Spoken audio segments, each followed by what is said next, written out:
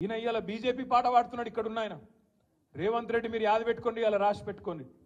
Parliament ఎన్నిక తర్వాత ఈ రేవంత్ రెడ్డి అంటాడు, ఎందుకంటే కాంగ్రెస్ గెలవది పీకది, వాళ్ళతో ఏం కాదు, దేశంలో ఊదు కాలది పీరు లేవది, వాళ్ళతో ఏం కాదు. 40 సీట్లు కూడా దాటే పరిస్థితి లేదు. 40 సీట్లు దాటకపోతే వెంటనే జంప్ అయ్యే మొట్టమొదటి క్యాండిడేట్ ఈ దేశంలో ఎవడన్నా ఉన్నాడా అంటే ఈ రేవంత్ రెడ్డి.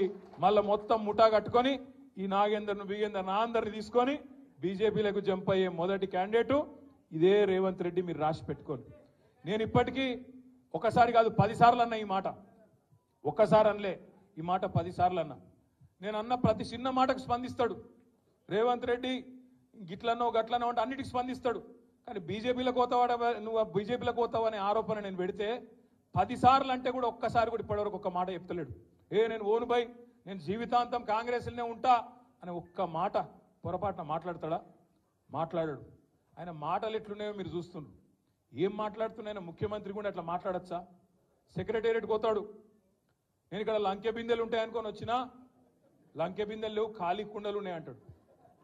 ఇప్పుడు నేను అడుగుతున్న ఒకటే, మీకు లంకె బిందెలు అంటే వాటి కోసం ఎవరు తిరుగుతారు? గడ్డపారలు పట్టుకొని, తటపారలు పట్టుకొని, నెత్తి మీద బట్టలు కట్టుకొని అర్ధరాత్రి దొంగలు తిరుగుతారు. మరి ఈయన ఎట్లా అయినా ఈయన ఏం చేస్తున్నా ఇదివరకు నాకు తెలియదు. కానీ లంకె బిందెలు అంటాడు. నిన్నగాక మొన్న ఆడ చూసిన మహబూబ్నగర్లో మాట్లాడుతాడు. నేను ఏమంటాడు?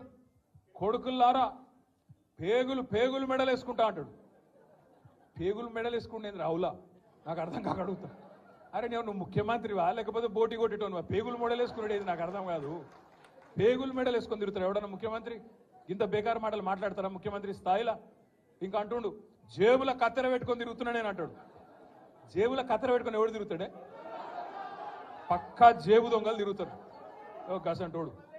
అయ్యా రేవంత్ రెడ్డి గారు, జేబుల కత్తెర జర పైలం అటు ఇటు అయితే డేంజర్ ఉంటుంది సుమా, చాలా డేంజర్, జాగ్రత్తగా పెట్టుకోండి. ఎందుకంటున్నా అంటే గీన మన కర్మ, మన ముఖ్యమంత్రి జేబుల కత్తెర పెట్టుకొని తిరుగుతా, మెడల పేగులు వేసుకుంటా, లంకె బిందెలు పెట్టుకొని గీవుడు అవే మన ముఖ్యమంత్రి. రైతు బంధు ఈరా మగడ అంటే అది శాత కాదు, కరెంట్ ఇయనికి శాత కాదు, మహిళా సోదరి మనులకు నెలకు 2500 ఇస్తాను అది ఈరా భయ అంటే అది లేదు, నెలకు 4000 ఇస్తా ముసలోళ్ళ కన్నా అదేదిరా భయ అంటే అది దిక్కులేదు, ఇది ఏది తులం బంగారం అన్న ఆడపిల్లల పెళ్లికి అదేదిరా అంటే అది లేదు, ఇవేవి లేవు. అందుకే దాన్ని కవర్ చేయడానికి ఏం చేస్తుండు? ఫోన్ ట్యాపింగ్ అవుతుంది అంటాడు. ఏడైతుందిరా భయ, ఏమైతుంది బయట పెట్టంటే మనకు చెప్పాడు. యూట్యూబ్లకు లింక్లు ఇస్తారు, యూట్యూబ్లకు మీడియాలకు లింకులు ఇచ్చి వీళ్ళ ఫోన్ ట్యాప్ అయింది, వాళ్ళ ఫోన్ ట్యాప్ అయింది, ఇదైపోయింది అదైపోయింది. చెయ్యి, నీ చేతులు ఉంది కదా అధికారం, ఏం చేస్తావు వచ్చేయి అద్దంటారు ఎవరన్నా? ఏమన్నా తప్పు జరిగితే విచారణ చేయి, మేము అద్దంటలేం కదా. ఎక్కడెక్కడ తప్పులు జరిగినావో ఎవరు తప్పులు చేసినరో వాళ్ళ మీద చర్య తీసుకో. భయపడతాం ఎవడు కూడా, ఇక్కడ భయపడ్డాడు ఎవడు లేనే లేడు. నువ్వు ఎంటిగా కూడా వీకలేవు అనే మాట కూడా నేను విజ్ఞప్తి చేస్తా ఉన్నా. మీరు దయచేసి నేను మిమ్మల్ని కోరేది ఒకటే, మనం వీటికి ఆగం కావద్దు.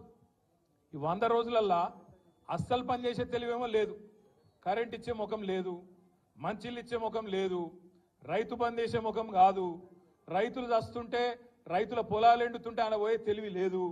ఓదిక్కు ఇసుక దందా, ఓదిక్కు రైస్ మిల్లర్లను పిలిచి బెదిరించుడు, ఓదిక్కు క్రషర్లను పిలిచి బెదిరించుడు, ఓదిక్కు బిల్డర్లను పిలిచి బెదిరించుడు.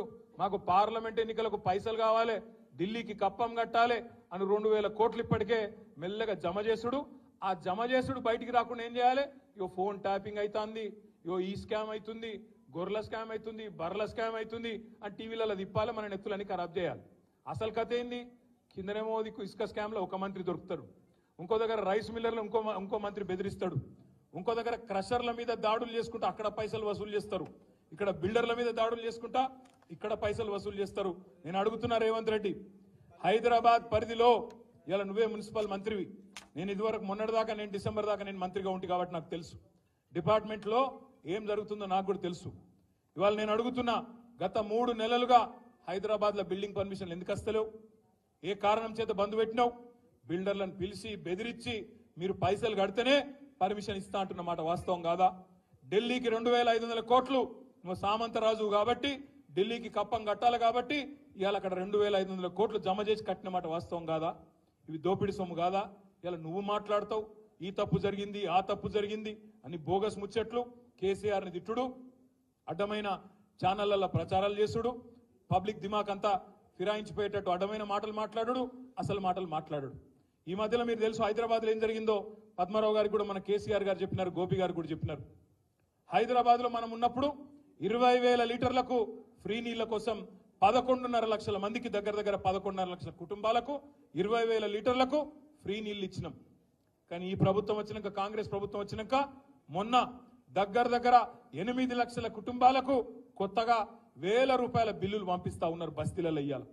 దాని మీద కొట్టాడవలసిన బాధ్యత మన మీదనే ఉన్నది అనే మాట నేను మీకు గుర్తు చేస్తా ఉన్నా, విజ్ఞప్తి చేస్తా ఉన్నా. అదేవిధంగా ఫ్రీ కరెంట్ అన్నారు. ఫ్రీ కరెంట్ 200 యూనిట్ల వరకు అన్నారు. మరి ఈరోజు ఏమైతుంది ఇళ్లల్లా? కిరాయినోళ్ళకేమో వర్తించది, ఓనర్కు మాత్రమే ఇస్తాం అని చెప్పి ఇలా కిరాయినోళ్లకు ఇయ్యకుండా అందరికి ఇస్తామని మొదలు చెప్పిండ్రు. మొదలేమో అందరికి అన్ని ఫ్రీ అన్నారు. ఇప్పుడేమో కొందరికే కొన్ని ఫ్రీ అంటాను. రేషన్ కార్డు అని కట్టింగు, ఇంకోటని కట్టింగు పెట్టి కటింగులు చేసే ప్రయత్నం చేస్తున్నారు. దీని మీద కూడా అడ్డుకోవాల్సిన బాధ్యత, పోరాడవలసిన బాధ్యత, ప్రజలకు చెప్పవలసిన